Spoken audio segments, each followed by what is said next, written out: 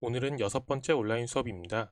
지난 시간에 중국 최초의 통일 제국인 진이 통일을 이룬 지 15년 만에 멸망한 사실을 확인하였습니다. 오늘은 이후 짧은 분열을 끝내고 다시 통일을 이룬 한이 어떻게 오랜 세월 왕조를 유지할 수 있었는지, 그리고 그 과정에서 완성된 중국 문화의 기본 틀이 어떤 특징을 갖고 있는지 살펴보도록 하겠습니다. 지난 시간에는 최초로 통일을 이룬 진시 황제를 중심으로 이야기가 전개되었다면, 오늘은 화면에 제시된 한 무제와 관련된 이야기가 많이 펼쳐집니다. 특히 한 무제는 다양한 측면에서 진시 황제와 유사한 점이 많으니 두 인물을 비교해 보는 것도 좋은 접근법이 될 것 같습니다. 자, 그럼 한의 발전을 구체적으로 살펴보도록 합시다. 우선 한 고조 유방이 실시했던 군국제에 대해서 기억해야 합니다. 항우와의 경쟁에서 다양한 세력과 연합했던 유방은 수도와 그 근처 지역에서 관리를 파견하는 군연제를 실시하였지만, 다른 지역은 왕족이나 공신을 제후로 봉하여 다스리게 하였습니다. 전국적으로 군연제를 실시해서 힘있는 세력의 반발을 사기보단 우선 그들의 세력을 인정해 둔 채 국초의 혼란을 정리하는 것이 더 시급한 문제라고 생각한 것이죠. 그러니 군국제는 어쩔 수 없이 과도기적인 제도일 수밖에 없었고, 국초의 혼란이 어느 정도 안정된 후에는 지속적으로 제후의 힘을 제약하는 다양한 조치가 취해지게 됩니다. 이런 흐름이 확고해져 사실상 군국제가 무너진 것이 바로 한나라 제7대 황제인 무제 때입니다. 무제는 제후왕의 봉지를 자손에게 물려줄 때 무조건 모든 자식에게 동등하게 나눠주도록 했는데, 이를 통해 제후가 가진 봉지의 크기를 최소화해서 제후의 힘을 약화시키려고 한 거죠. 점점 각 지역의 제후는 권위만 남을 뿐 그 지역에서 큰 힘을 행사할 수 없게 되었고, 결국엔 모든 지역에서 황제가 임명한 지방관의 통치가 이뤄짐에 따라 군현제가 전국으로 확대된 것입니다. 그 결과 지방관을 통해 황제의 명이 전국에서 실행되었고, 중앙 집권이 강화되었습니다. 또한 무제는 군주에 대한 충과 부모에 대한 효를 강조하는 유교를 국가 공식 통치 이념으로 채택합니다. 법가 사상에 기반해서 통치하였던 진나라가 엄격한 통제 정책으로 인해 금세 무너진 것을 반면교사 삼아 유교를 중시한 것입니다. 유교는 군주와 신하, 부모와 자식같이 위계질서를 강조하면서도 가족윤리와 예절이라는 형식을 통해 자발적으로 사회질서에 순응할 것을 강조한다는 점에서 법가 사상에 비해 유연성을 가졌다는 점에서 장점이 있습니다. 이후 중국 역대 왕조에서 유교 사상은 핵심 통치 이념으로 자리 잡는데, 한 무제가 그 시초라고 할 수 있습니다. 한 무제가 싸울 무자를 써서 무제라고 불리는 이유는 그가 대외 정책에서 눈부신 업적을 거두었기 때문입니다. 지방의 제후 세력을 제압하고 중앙 집권을 강화한 무제는 주변 지역에 대해서도 황제의 권위를 세우고자 했습니다. 천하의 중심을 지배하는 황제로서 사방의 세력이 자신의 권위를 인정하길 원했고, 만약 주변 세력이 이에 저항하면 실제 군사적 행동에도 과감히 나섰습니다. 그 결과 만주와 한반도 지역에서 세력을 키워가던 고조선과 현재 중국 남부와 베트남 북부를 차지하고 있던 남월이 멸망합니다. 그런데 사실 고조선이나 남월보다도 한나라의 위협이 되었던 건 북방의 흉노였습니다. 한 고조 유방이 흉노에게 크게 패한 후 한은 흉노를 달래 평화를 유지하는 데 힘을 쏟았는데, 한 무제는 이를 받아들일 수 없었던 거죠. 그리하여 한 무제는 대규모 병력을 동원하여 흉노를 공격하였고, 그 결과 흉노를 고비사막 저편으로 쫓아내는 데 성공합니다. 그러나 여전히 흉노 세력은 큰 위협이 되었기에 흉노의 배후에 위치한 대월지 세력에 장관을 파견하여 군사동맹을 맺으려고 시도합니다. 10여 년이 넘는 세월 동안 이어진 장건의 외교 행로는 결국 원래 목적을 달성하지는 못하지만, 장건이 대월지 등의 세력을 찾아가는 과정에서 사막길 또는 비단길이라고 불리는 새로운 교통로가 개척되는 예상치 못한 성과를 거두기도 합니다. 이를 통해 그때까지 지형적인 제약으로 인해 연결되지 못했던 인도나 그 서쪽에 위치한 다양한 세력, 그리고 그들과 중국 간의 경제적, 문화적 교류가 활성화되니 꼭 기억해 두도록 합시다. 중앙 집권을 강화하여 내치의 안정을 꾀하고 정복 활동을 통해 주변 세력을 제압한 무제는 황제로서의 권위를 확고히 할 수 있었습니다. 그러나 무제 치세의 후반부로 갈수록 다양한 문제점이 발생하게 되는데, 그 핵심은 바로 재정 문제였습니다. 수차례 이어진 주변 세력과의 전쟁과 새롭게 확보한 영토를 유지하는 과정에서 수많은 비용이 발생할 뿐만 아니라 황제의 권위를 세우기 위해 대규모 건설 공사까지 이어지면서 국고가 거덜나 버린 것이죠. 이로 인해 무제는 적극적인 통제 경제 정책을 실시합니다. 우선 소금과 철처럼 일상을 위해 반드시 필요한 품목을 국가가 독점하여 판매하는 전매제를 실시합니다.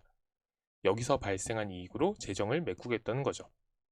또한 지역 간의 가격차를 활용한 균수법과 계절 간의 가격차를 활용한 평준법을 실시하는데, 이는 가격을 조절하여 유통을 원활하게 하기 위한 정책이자 더불어 지역 간, 계절 간 시세 차익을 확보하기 위한 수단으로 활용되었습니다.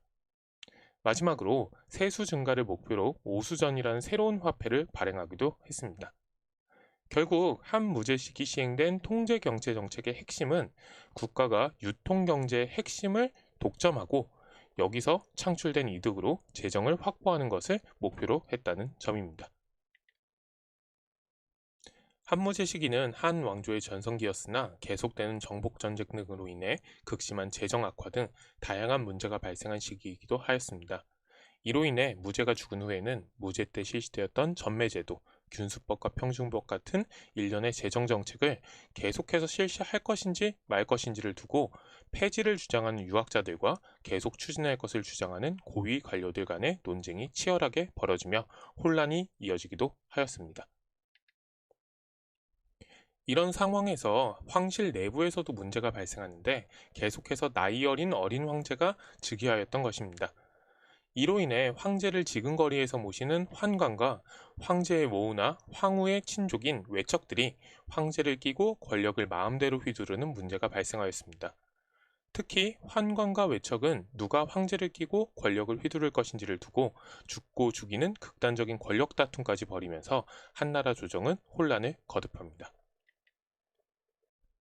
중앙에서 이런 혼란이 이어지는 동안에도 넓은 시야에서 한나라를 살펴보면 다양한 변화와 발전이 이어졌습니다.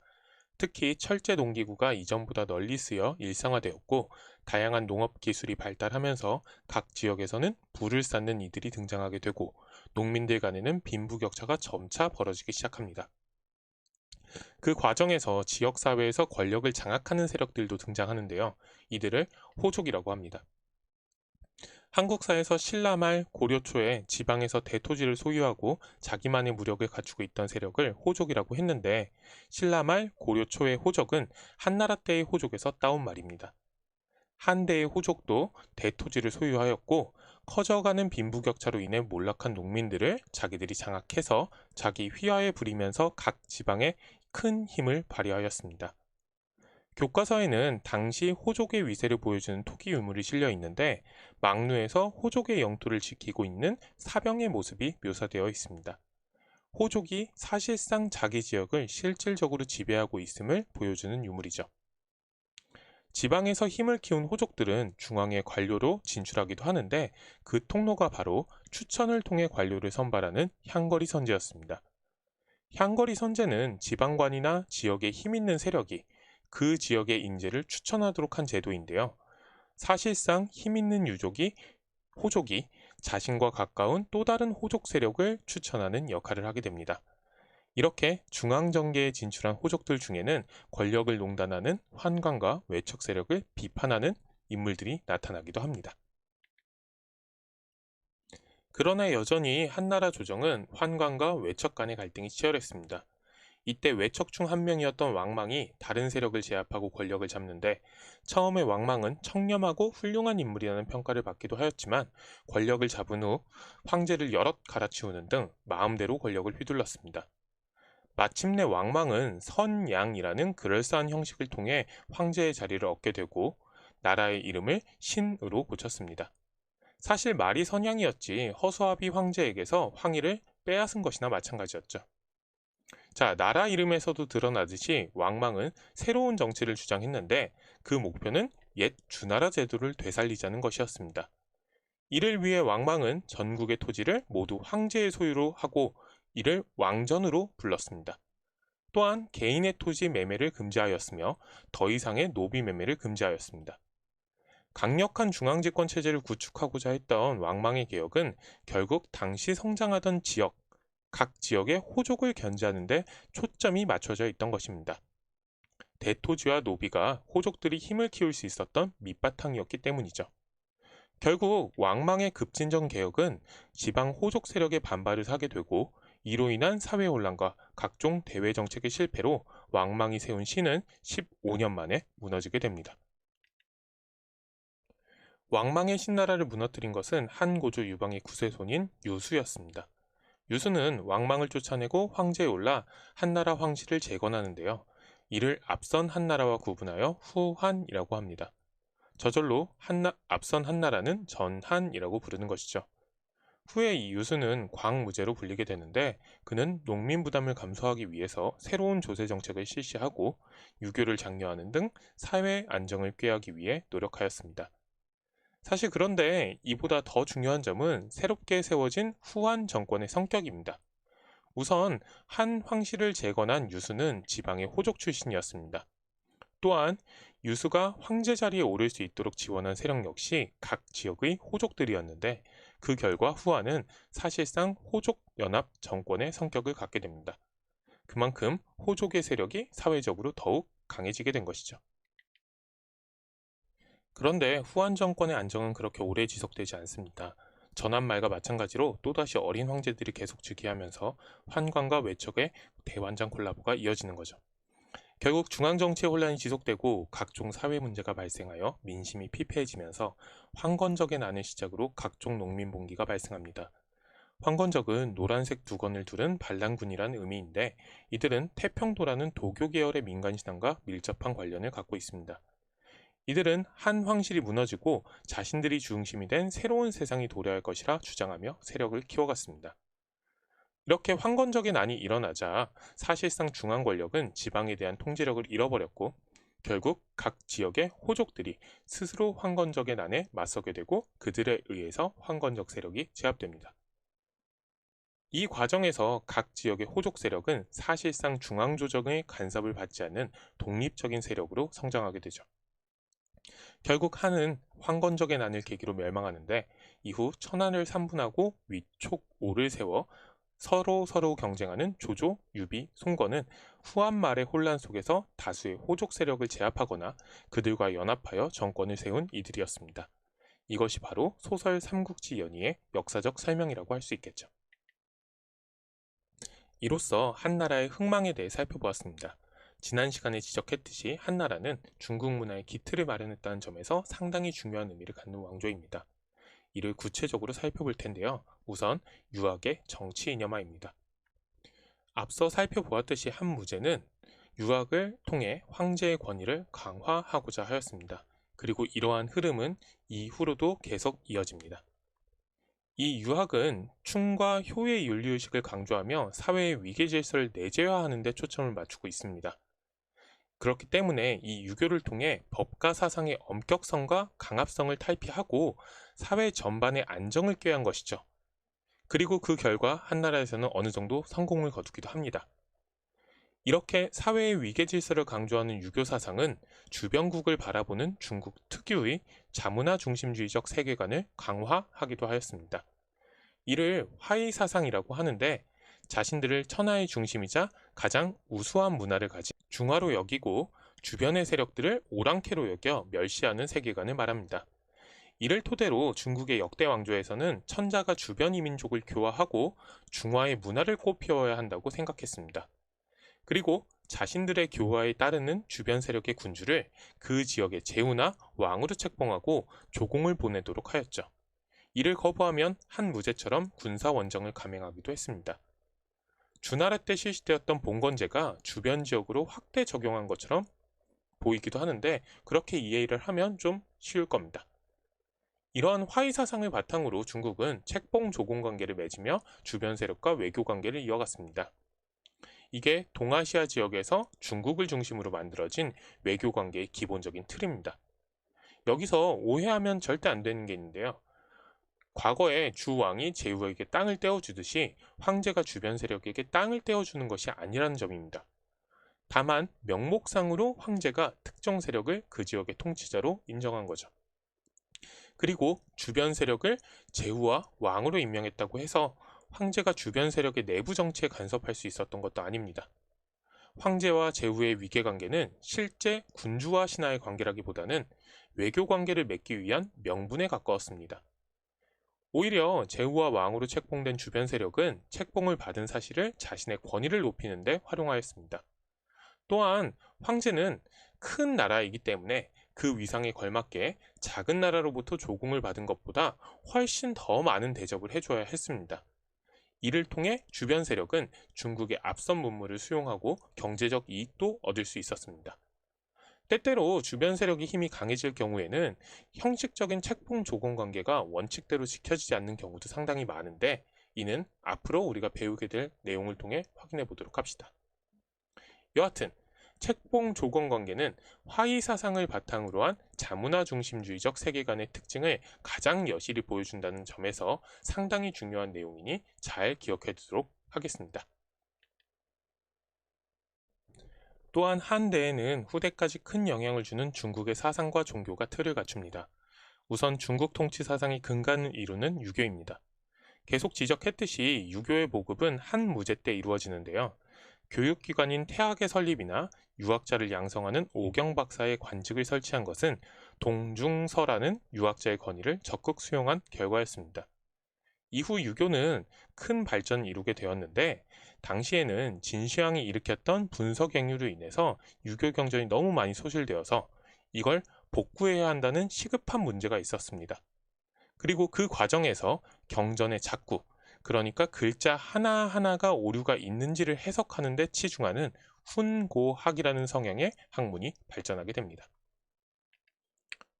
이 외에도 후한 초의 사막기를 통해 불교가 전승되었습니다. 장건의 원정이 원래 목표를 달성하지는 못했지만 동서양의 문물 교류에 상당히 큰 역할을 했다고 지적했는데요. 그 대표적인 사례가 불교의 전승입니다.